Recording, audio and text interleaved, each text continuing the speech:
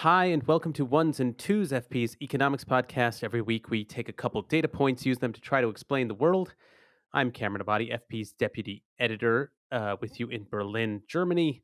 Joining us, as always, is FP's economics columnist and Columbia University professor, Adam Tooze, this week with us in New York. Hi, Adam. Hi, Cam. Hi.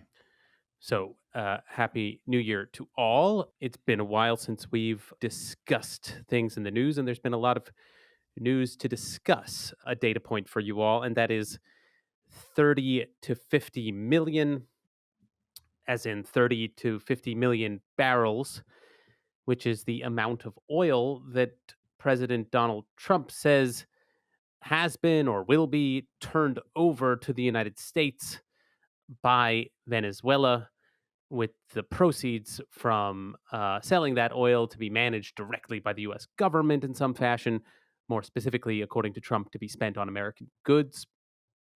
Uh, the Trump administration has, cast its gaze on Venezuelan oil after offering a whole flurry of various justifications for targeting the regime of Nicolas Maduro since the start of 2025, which is when the Trump administration took office. All that culminated, of course, in the ouster of Maduro, who is now awaiting trial in New York. But America's involvement in Venezuela continues, and the justifications themselves haven't really been reconciled in any sort of explicit way, which raises the question of what precisely is motivating US policy in Venezuela and how best to understand it. We're coming on this episode after a number of episodes on Soviet economic thinkers, and obviously that was not meant to be a kind of timely series of episodes. But in some ways, it's turned out to be, Adam, because, we talked a fair amount about Vladimir Lenin's ideas of imperialism. And I couldn't help but think about that discussion amid this intervention in Venezuela. We talked about imperialism as potentially being motivated by capital accumulation in that viewpoint. And so if we were to sort of apply that thinking to the US intervention here, this idea of Lenin's, I mean, what would be the argument for this being driven by this kind of logic? I mean, Trump has been emphasizing the U.S. interest in acquiring Venezuela's oil. So is that a potential just direct way of applying that framework to this present moment? Yeah, I mean, it's been very, very puzzling. I mean, as you say, I don't think we intended our our mini series, to be topical, but God help us, here we are. Um, I mean, if we had two great theorists of, well, three arguably of the imperialist moment that we looked at, right? Lenin, Luxemburg, and Trotsky. I mean, Luxemburg's thesis seems the least relevant here because that's centered on a kind of demand side explanation for imperialism, which really obviously won't work in the United States economy does not need to bolt on an impoverished Venezuela to increase effective demand. That doesn't work as a story. Um, the sort of competitive, uneven and combined development, the Trotsky vision of global development, the sense of the inherent necessity of unevenness, with the combination of the inescapable fact of combination that bears a little bit more directly on into helping us to actually describe the kind of situation that we're in. You could say, this is after all like it's a higgledy-piggledy kind of situation. What on earth is going on? What epoch are we in? Even the fact that they're asking this question is itself like astonishing, right? The theories of imperialism from 120 years ago, from the age of Teddy Roosevelt and the Rough Riders, might be relevant, and I think they undeniably are. So that then leaves you with this sort of Leninist resource imperialist kind of theory, which has at least a sort of basic plausibility. I mean, is the United States interested in oil? Well, of course it is, like everyone else. Is Venezuela in, broadly speaking, it's in the Western Hemisphere. The Americans have declared a national security strategy that they're going to revive the Monroe Doctrine. So here we are. which itself was part of a strategy for America of managing imperial competition. And then with the corollaries of the early 20th century, it became a much more assertive kind of claim. I mean, it's very... But I mean, there's a basic implausibility here, right? Which is that the business case just isn't there, and it's very difficult to point to specific business interests lobbying hard for this to happen. There have been moments in American history, we've discussed them. In fact, we discussed Venezuela on the show before, but we've also discussed, the banana republics. There are clear instances in the past where you could say American business interests lobbied hard for American interventions on the part of the US state. And it's true that Exxon, for instance, and ConocoPhillips have rulings outstanding against Venezuela. But there just doesn't seem to be any smoking gun. There just doesn't seem to be any clear evidence that their interests were powerfully involved in shaping this policy. In fact, they seem to be scrambling in a rather embarrassed and shamefaced way to find ways of concerting their strategy with the administration. Apparently, we're recording on a Thursday. There's a big meeting in Washington, D.C. announced for Friday at which the US government will corral America's business interests to make some sort of common declaration of interest, which they hitherto conspicuously haven't. And those who track the Trump administration very carefully suggest that there really was a kind of ex post rationalization, and that the early case was really driven by the whole narco terrorism type allegations, much of which have just sort of evaporated in thin air. And they thought maybe they could get some media traction on that side, apart from the spectacular hit. And then when that failed, well, then the last resort is always some sort of resource imperialist claim. But it's not the same as actual resource imperialists banging on the doors of the State Department and the Pentagon and saying, "Hey, can we take over Venezuela? We really need to. This is why." Like, that's obviously not our situation. I mean, that is not the. I mean, we'll talk more about the specifics of the business case, and the technology and so on. But that is clearly not the reality that we're in. So it's very, it would be in a sense reassuring if you could say, well, here's the imperialist logic, and there's a sense in which Trump offers, I called it a cosplay resource imperialism, a kind of cliched caricature of resource imperialism as the rationalization for what they've done. But it's not clear that that the plan gave birth to the action, or it seems almost as though they do the action and then figure out why it might have made sense to, and they're not very imaginative, so they come up with these bad answers. I mean, that's a very roundabout answer to a question which ought to have an obvious answer, but just doesn't seem to. Yeah. It does seem like it's hard to conceive of this as imperialism as motivated by oil companies per se in the United States. And I do think it's worth taking a closer look at this because even if Venezuela's oil resources are made available to the United States, how would that play out in practice in terms of the U.S. economy as it currently stands? I mean, on one hand, as you're sort of suggesting, it's not even clear that Venezuela oil is a profitable investment on its own terms, and then aside from that, there obviously the U.S. has a very expansive fossil fuel industry of its own that, from what I understand, would be actually undermined by Venezuela's oil industry expanding. I mean, can you kind of describe how that dynamic could work? Yeah, I mean, you have to start with this thing called the Orinoco Formation, which clearly is like an absolutely remarkable geological feature of the planet. It appears to be the largest reservoir of oily stuff that there is anywhere in the world. But as everyone's now seen on TV or video, presumably, the oil there is like it's viscous, it's tar, right? It's not. It's like It's like somewhere between chewing gum and oil.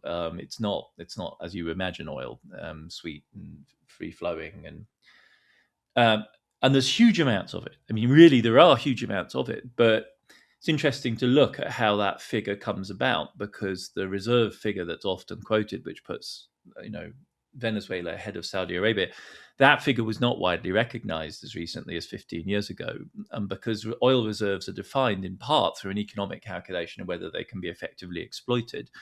And so in a period of extremely high prices, when the Chavez regime, as was, had an interest in bigging up the scale of its resources, they booked a bunch of these as genuine reserves, which then all of a sudden catapulted them into the world lead. But as soon as the price falls from the sort of historic highs that those prices were at in the period from really 2007 through to 2014, which is the big break in the oil price regime, they may be there, they may be on the book, they may be recognized. Nations report their own reserves, so the Venezuelans went ahead and reported these, but no one who hasn't already sunk a huge amount of resource into accessing this is now going to seriously consider going there, because I gather the economics are that you're talking maybe of production costs as high as $80 a barrel in some places, which is very, very high. The current price of oil is $50 per barrel. And of course, investment is always a relative thing. And in Guyana, which is right next door, and Maduro was in fact making claims on, and for good reason, because their oil is way better than Venezuelan oil. And there's been this huge recent discovery offshore in Guyana. You can pump oil for $30 a barrel. And so why would an American oil major like Exxon, which is an intensely bottom line, highly efficient corporation, even consider, even at setting aside the politics and the engineering difficulties of doing this, why and the fact that they would need to reboot a derelict, broken down, oil infrastructure that has been ruined by mismanagement and politics and sanctions, why would they spend money there? Life is short, resources are scarce. Why would you pump them into rehabilitating Venezuela when right next door you have one of the most promising oil funds in recent memory in Guyana, which you're deeply involved in? Like, you're busy. You don't have spare capacity to raise funds, raise managerial capacity for this very large but very unprepossessing kind of resource. Now, a lot of play was made of the fact that this is heavy crude, and so then you start looking at refineries. And because traditionally they have worked quite a lot with Canadian and Mexican crude, some of which is quite heavy, some of the refineries in the American Gulf, which is one of the big clusters of refineries, are well positioned to use heavy crude. And historically, they were good customers of the Venezuelans. And but that by itself is not really, and is an extremely uncompelling argument. Like oil, boutique oil refineries, as opposed to the big boys like Exxon, are like not major players in American capitalism. Like, these are not the big tech firms with huge trillion-dollar balance sheets, massive public presences, and hugely promising tech, which as a government might, for some reason, quite reasonably say, we've got to back the AI players because otherwise the future isn't ours. Like, no one in Washington, D.C. is losing any sleep over the balance sheet of a refinery in the Gulf of Mexico that's too heavily specialized in heavy crude. Like, no one gives a damn. Like, they come or they go. It's not so, and there isn't any evidence that somehow in the back room they've been cooking up this plan, and it's not even clear what the plan is, because we don't know whether they haven't done a regime change. They just took Maduro out. So it's really a kind of, I find, there should be something there. By rights, there's a sort of conviction that if things aren't completely unhinged, there should be a link. Unfortunately, it may just be the case that they're completely unhinged.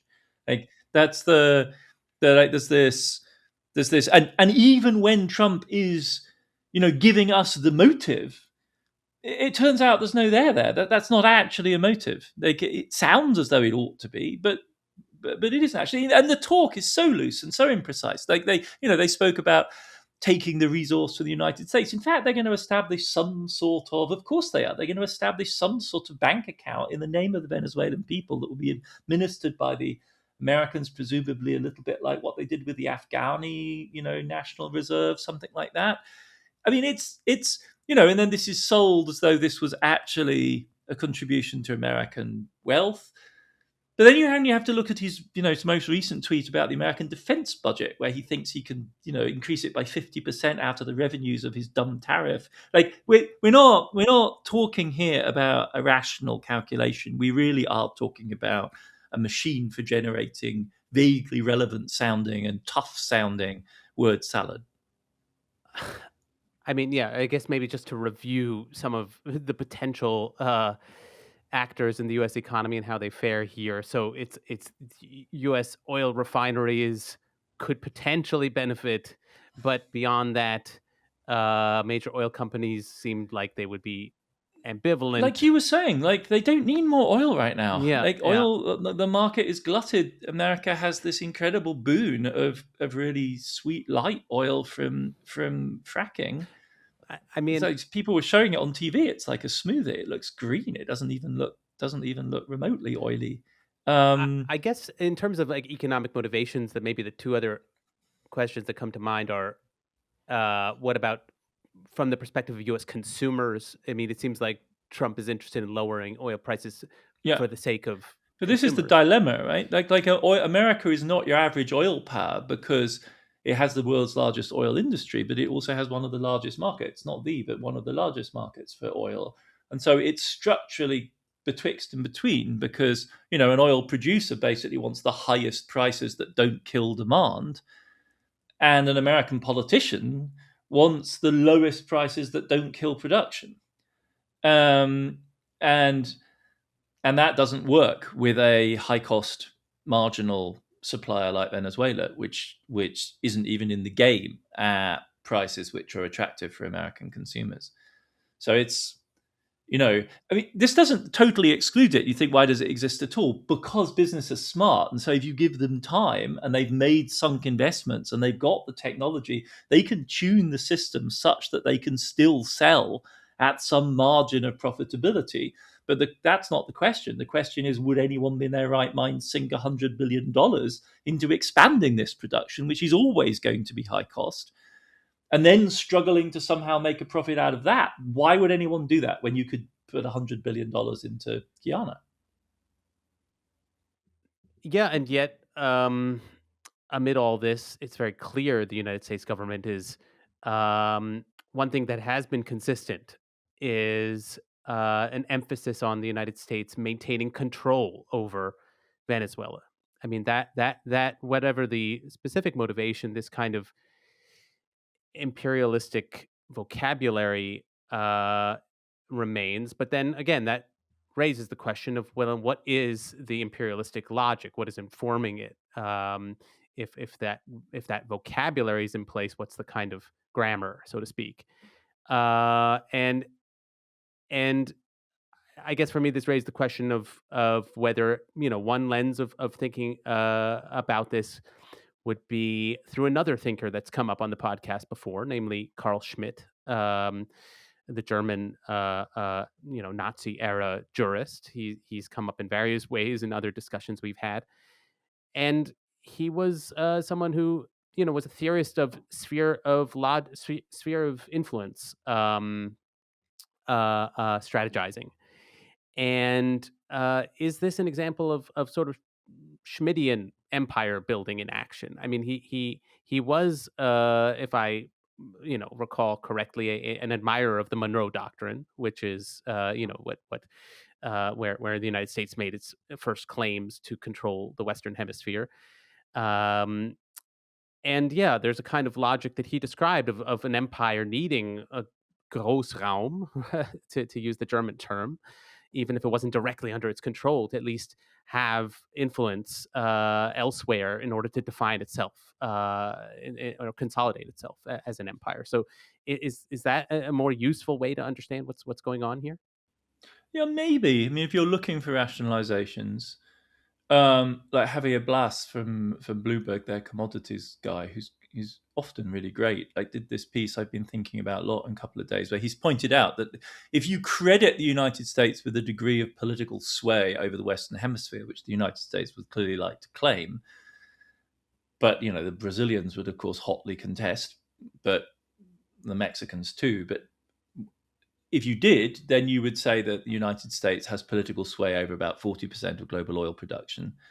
And at the very least, though they're caught in this dilemma where they can't really drive prices up, so they can't use an oil boycott weapon against anyone for fear of raising their own costs, what they do, and this would go into the Schmittian thing, is they would harden themselves against other big blocs' efforts to, in some ways, strangle the United States. So there will be a kind of basic defensive logic. And Blass goes on to say things like, well, what we've seen with Trump in Venezuela, in Iran, is in a sense, these sort of light-handed strikes are the geopolitics of a unconstrained United States. So it gives sovereignty. It gives you the power to act because you aren't worried about pressure from the outside. It's an interesting argument that the number is striking, 40% of world oil's production.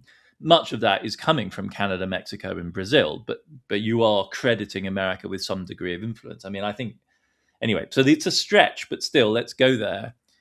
So then I think another question would be, like the Biden administration implored the US oil industry in 2022 to expand output, and they just didn't, and they just let prices go up. So I don't know the extent to which this actually translates. Großraum may be a space you can mark on a map, but do you actually have any degree of control or integration over it? If you look at trade patterns, the United States is by a long stretch no longer the major trading partner of many countries in Latin America because China is. And taking out the head of government in Venezuela isn't going to change that.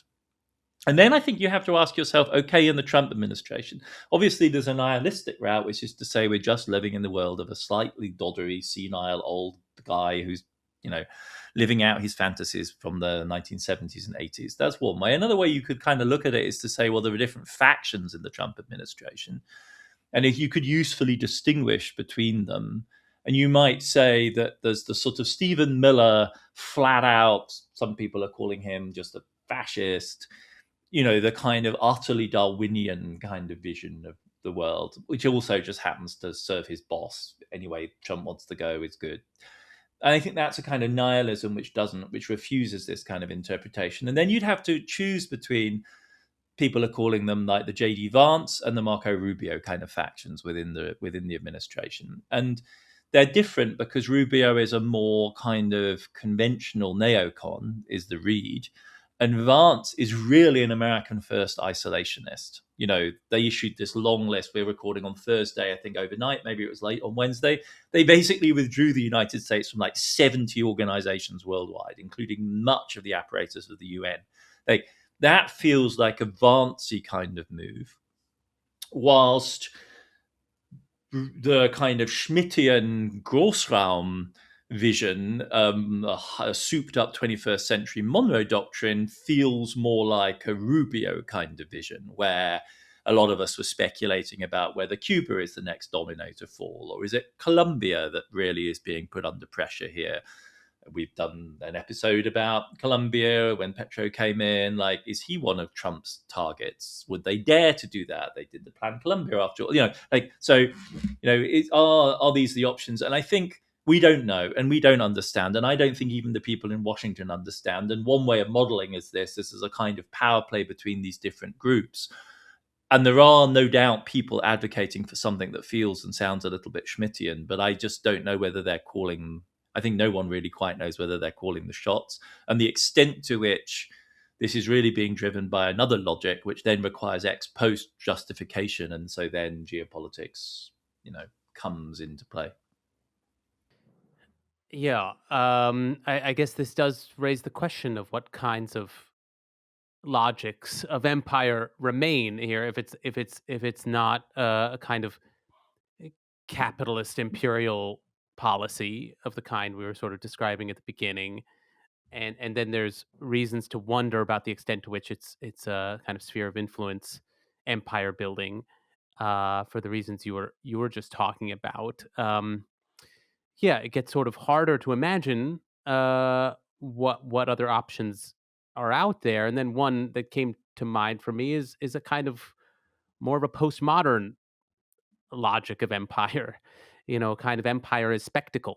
Um, obviously, Donald Trump's a creature of television, and that's a always a useful lens through which to think about his approach to politics. And you could, I guess, interpret um, this kind of foreign policy through that lens as well. I mean, even just literally the performance of violence as a way of signaling imperial power, um, as a way also of signaling, of shaping narratives at home, of influencing international perceptions.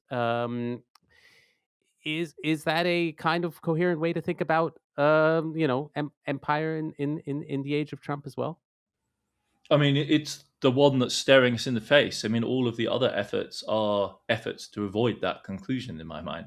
Like, the efforts to find some sort of logic in the oil industry, the efforts to sort of superimpose some sort of Schmittian, philosophy of history and politics, are all ways of avoiding the far more obvious fact that this is clearly, at one level, almost entirely driven by that logic, of spectacle, of drama, of And what's really astonishing are these opinion polls, because my initial response is like, no one in America is calling for this. Like, there isn't some big jingoistic mob calling for an invasion of Venezuela. They didn't really bother to stage an incident large enough to justify it. They just make these sort of claims about fentanyl or whatever and point at some bad guys and go like, them. Um, but then look at the opinion polling on the MAGA voters, and like, they've literally just turned on a dime. Like, if you look at if you polled them 6 weeks ago about their views about intervening in Venezuela, they were much like other Americans, in thinking, broadly speaking, it was clearly a bad idea. And now they've done it. 75 to 80% of MAGA people, if not slightly more, think it's a fantastic idea and wonderful. And so, I mean, that's as clear empirical evidence as you could possibly ask for that this is functional from that point of view. If the aim of the game is to rally the troops, and I'm not one for really facile versions of this, but like, there's people that say, okay, the Epstein stuff was beginning to get a little bit touchy again. Hey, this is not a bad moment to do something like this.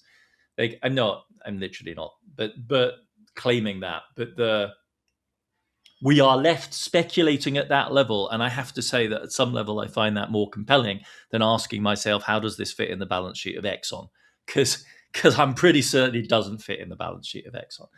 And um, so, and then there's an element of, you pointed to the violence, which I think maybe fits in a further dimension, that there's a spectacular element of the violence, but then there's also something absolutely real about it. Real people are actually being killed. Real force is being asserted, real dominance. It's genuinely American ships off the Venezuelan coastline, real crews in real boats, running drugs or not, who knows, are literally just being struck from the air and annihilated. They went in, they grabbed Maduro and his wife, and they killed 80 people on the way in and the way out. Like, that's sure, it's a spectacle, but unlike wrestling, people are actually dying.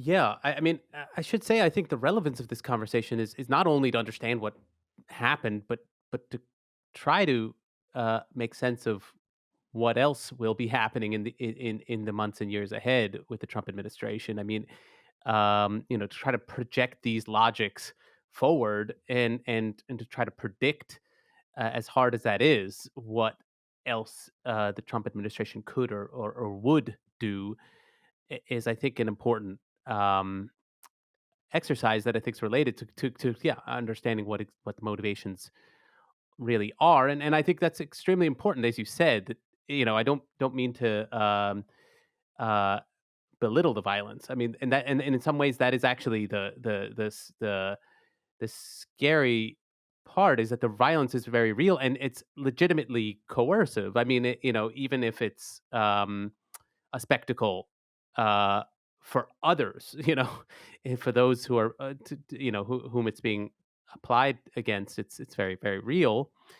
And which means that everyone needs to take it seriously as well. I mean, it's like, if you're on the other end of it, it's not. And it's structural, right?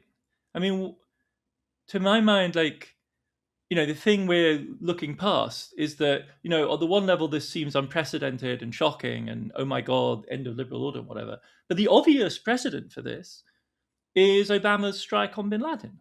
Like, the images of Trump and Hegseth are literally staged to replicate the famous photographs, the reverse angle photographs of Obama watching the killing of Osama bin Laden. Right? It's clearly the same. It's the same people that did it. Like, it's Delta Force again. Right? The and you say, well, Maduro's not Osama because Osama was a terrorist. Well, then think about Gaddafi. Like, also Obama administration. And the organization that does this, the US Special Forces Command, is 70,000 strong. Now, that having that tool does not necessarily in any case explain any one strike, but you do not build a tool of 70,000 hyper-trained, hyped up warrior dudes for nothing. And in fact, those special forces are engaged almost continuously, round the clock, every single day, somewhere in the world. All those strikes in Nigeria were prepared by U.S. special forces on the ground. This is not a. In some ways, the Trump strike is the most fussily legalistic of any that America's recently done, because they brought him to New York and indicted him. They put him in the same whole Brooklyn as Ghislaine Maxwell, for crying out loud. Like and you could flip this on its head and say this is every ICE officer's dream, and conversely, what they've enacted is essentially an ICE operation in Venezuela. The ICE dudes that just emptied a magazine into the head of an American poet, are living the special forces, black ops, video game, muscle-bound gym tactical outfits. They go to arrest harmless civilian people wearing tactical special ops gear. And then we're wondered that sometimes some of them have no discipline and just kill people. And, instead they did, Maduro, apart from the 80 Venezuelans and Cubans they killed on the way in and the way out, it's a clean operation by the standards of American special forces. So and was celebrated as such, right? And that's part of Trump's watching it and going, oh, nice one. He's saying that because we've seen this so many times, either in reality, as in the case of bin Laden, or endlessly reimagined. You go sit on any airplane in the world, and you can watch on the headrests of a dozen other people on the airplane that scene being reenacted by way of American TV and Hollywood. And now increasingly, of course, Chinese TV as well. They have exactly the same fantasies, all around.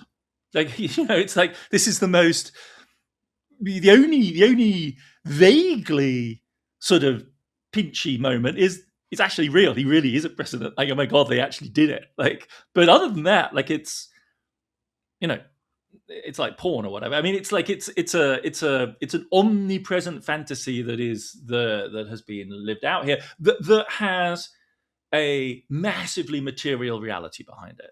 America has aircraft carriers, it has F-35s, it has ballistic missiles, and it has 70,000 mainly dudes who are trained to do exactly this. And now increasingly, we've got tens of thousands of them at home who are also finding Latino dudes and throwing them to the ground and bagging them and putting stuff on their ears and carting them off to some detention center somewhere. Yeah, I do think this kind of image creating aspect of the policy is a useful lens through which to understand this Trump foreign policy and this postmodern empire building. But then at the same time, I wonder if we're also seeing the kind of revival of a much older imperial grammar. And by older, I even mean sort of reaching back to before capitalism, or the kind of capitalist logic we were talking about at the outset. And I wonder to what extent that's useful. And I'm thinking here of a kind of imperialism as expanded dominion, so to speak, right?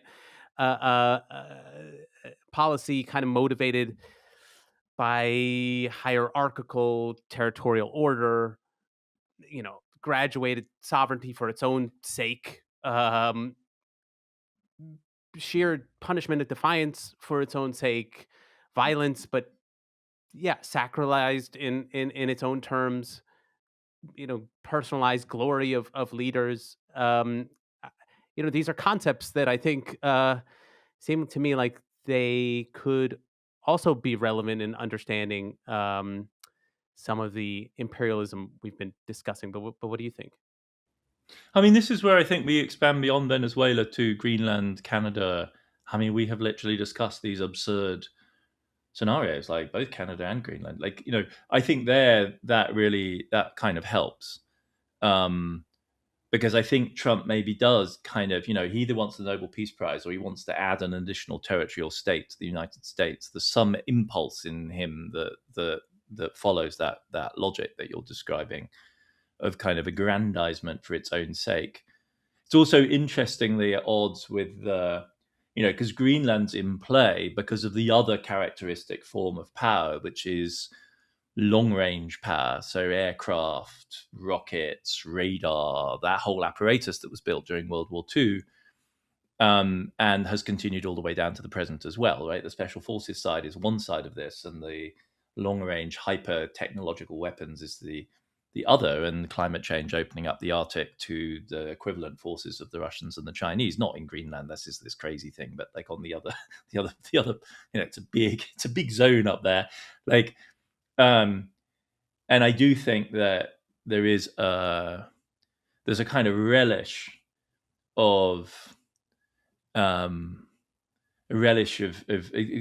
through on that logic that you were just pointing to of expansion. I mean, the most hilarious thing anyone posted on Twitter recently about this is have people looked at the risk map of the world? Because if you look at the game map, guess what features really, really, really large in the world according to risk? all of northern Latin America is Venezuela, and right at the top, as an indispensable stepping stone, is Greenland, by which you can access the Russian Far East on the game board. Like, it's if you start from that map, you get much more rapidly to the hit list of the Trump administration than if you look at any more conventional mapping of power. And that, I think, goes to your like kind of older, let the American, let the reach of America expand.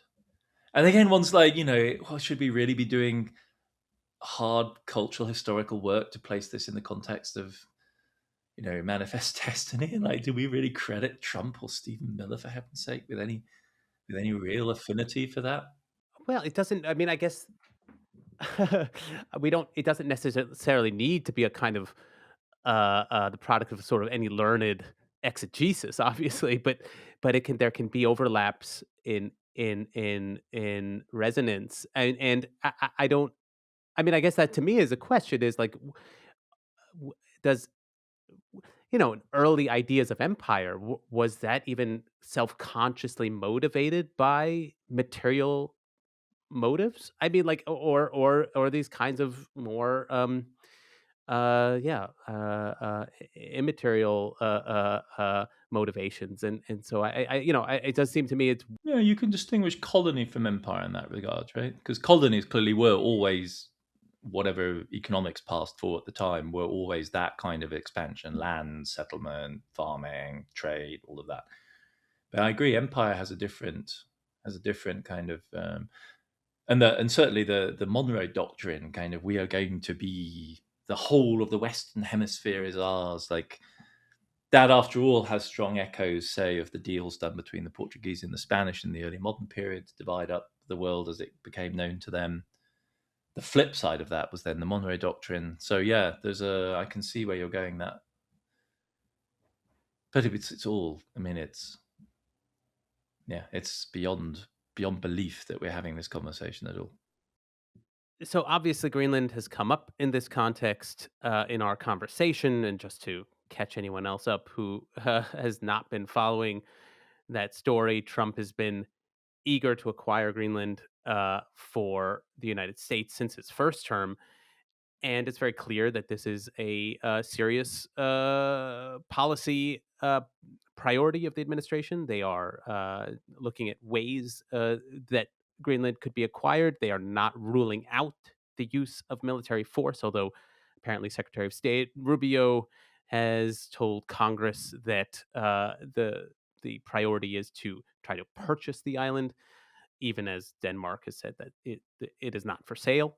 But yeah, that refusal to rule out the use of military, I think, raises sort of again questions that are that have not been raised in a long time, or that have not had to be contemplated. And yeah, literally, I'm curious what you would make of a kind of wargaming out what a military intervention by the U.S. would even look like.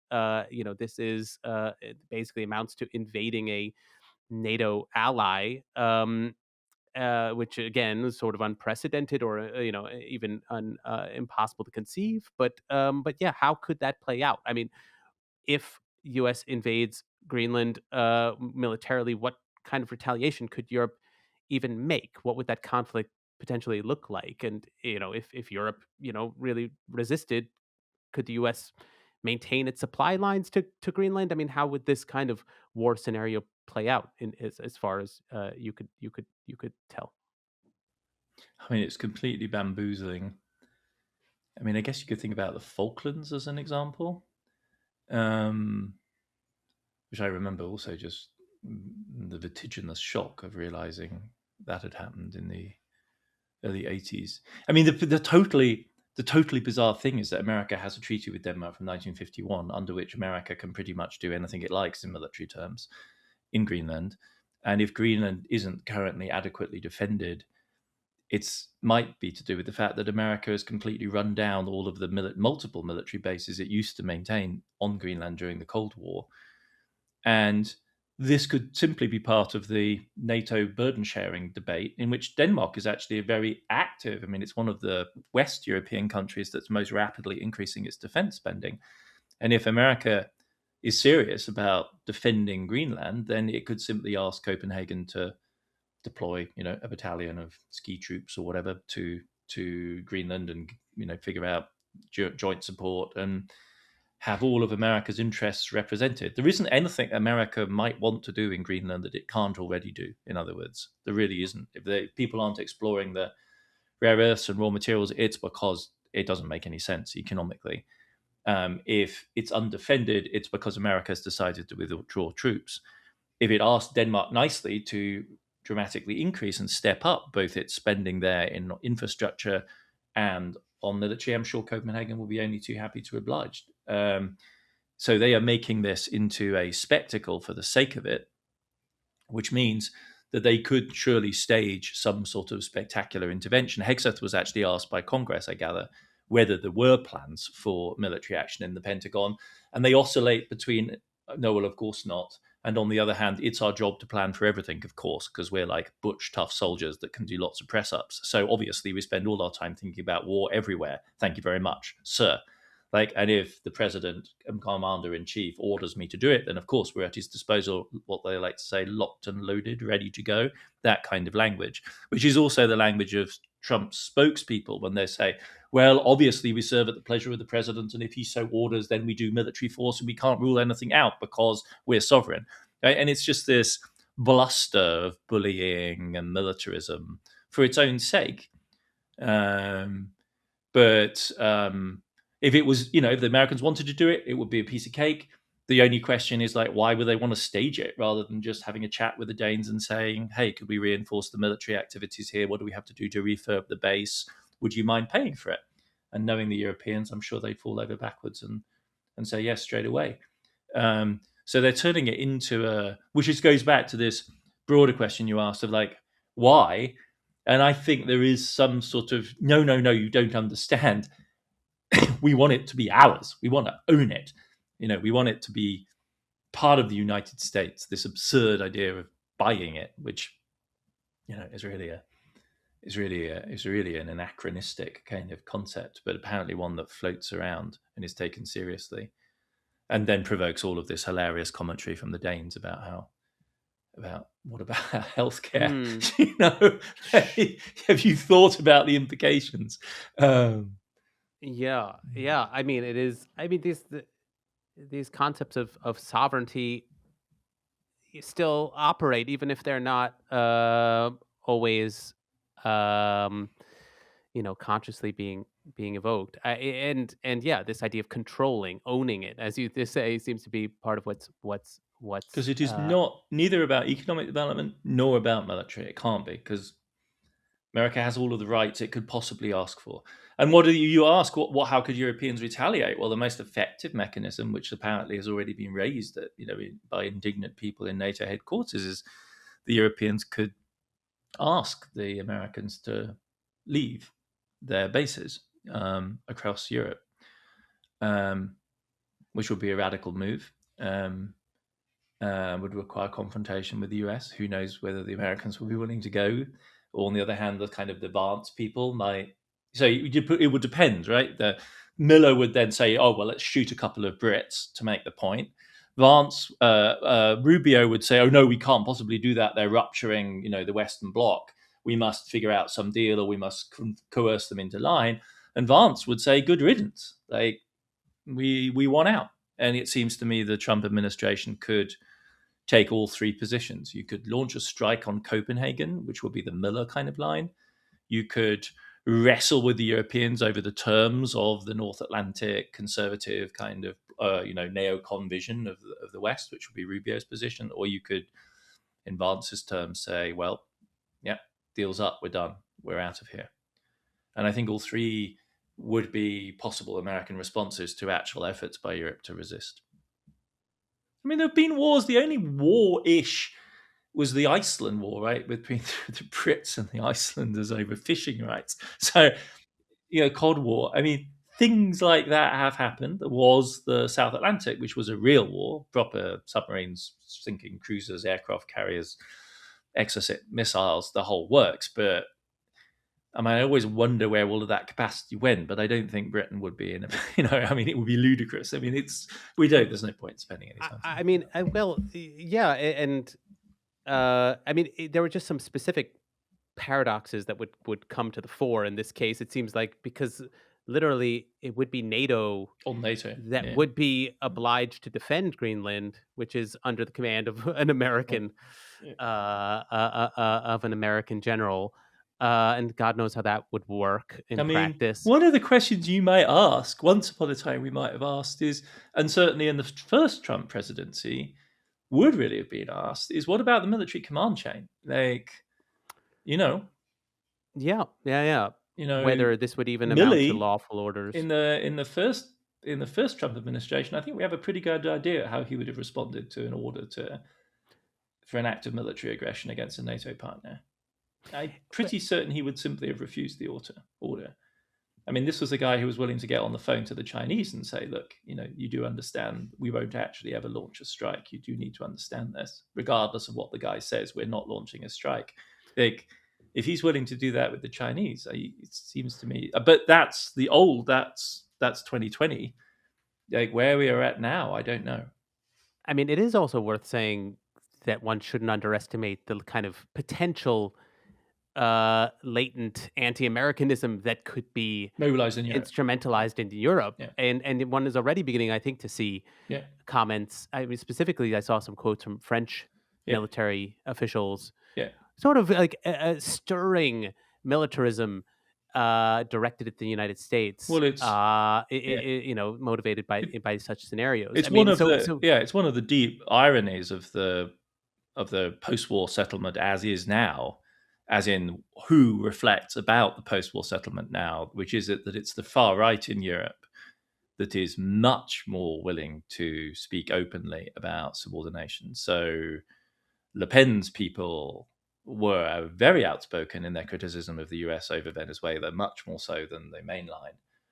And that has also been my experience in Germany on different topics, that if you want to talk openly about the power of the dollar in the global financial system to Bundestag's members, you are not going to get a lot of mainstream SPD Greens showing up.